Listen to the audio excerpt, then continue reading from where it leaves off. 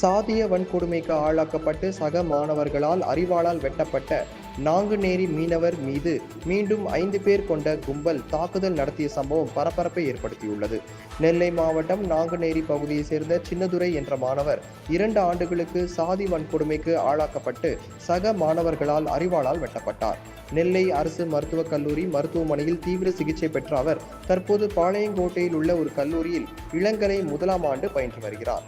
இந்நிலையில் நேற்று மாலை நண்பர்களை பார்த்துவிட்டு வருவதாக தாயாரிடம் கூறிவிட்டு சென்ற சின்னதுரையை நெல்லை உக்கிரகுளம் அறிவியல் மையம் அருகே அடையாளம் தெரியாத சிலர் சரமாரியாக தாக்கியதாக கூறப்படுகின்றது.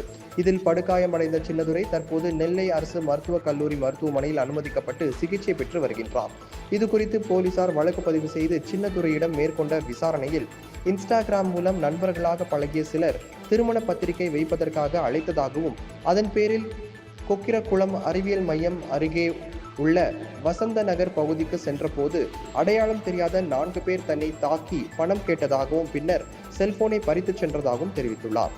அப்போது இன்ஸ்டாகிராம் தொடர்பான விசாரணையை மேற்கொள்வதற்கு கடவுச்சொல் உள்ளிட்டவைகளை போலீசார் கேட்டபோது கணக்கு தொடர்பான தகவல்கள் அனைத்தும் மறந்துவிட்டதாக சின்னதுரை கூறியுள்ளார். இந்நிலையில் அவரது இன்ஸ்டாகிராம் கணக்கினை மீட்டெடுப்பதற்கான முயற்சிகள் போலீசாரால் மேற்கொள்ளப்பட்டு வருகின்றது. இந்நிலையில் சின்னதுரை சிகிச்சை முடிந்து வீடு திரும்பியுள்ளார். ஏற்கனவே சின்னதுரை சாதிய ரீதியிலான தாக்குதலுக்கு உள்ளாகி பேசும் பொருளாக மாறிய நிலையில் தற்போது இந்த சம்பவம் தொடர்பான விசாரணை போலீசார் தீவிரப்படுத்தியுள்ளனர். அவர் கேட்ட வரைக்கும் அவர் இன்ஸ்டாகிராம் மூலியமா தான் வந்து பேசினா சொல்லியிருக்காரு. அதை தான் நாங்கள் இப்போ முதற்கட்ட விசாரணை பண்ணிட்டு இருக்கோம். எந்த செயலி அதெல்லாம் செயலி வந்து அவர் எதுவும் சொல்லலை. அந்த மொபைலோட ட்ரேசஸ் எதுவும் இருக்குதா சார்? நம்ம சிடிஆர் எதுவும் பார்க்க முடியுமா? இல்ல, அது சைபர் கிரைம்ல ஃபாலோ பண்ணிட்டு இருக்காங்க. அதுக்கு நாங்கள் ரெக்வஸ்ட் கொடுத்துருக்கோம், சிடிஆர் ரெக்வஸ்ட் கொடுத்துருக்கோம். அதே மாதிரி வந்து மற்ற டீடைல்ஸ் எல்லாமே கலெக்ட் பண்ணிட்டு இருக்கோம். இப்போ இன்வெஸ்டிகேஷன் போயிட்டு இருக்கனால எதுவுமே வந்து டீடைலாக சொல்ல முடியாது. சொன்னா அவங்க குற்றவாளிகள் வந்து தெரிய வாய்ப்பு.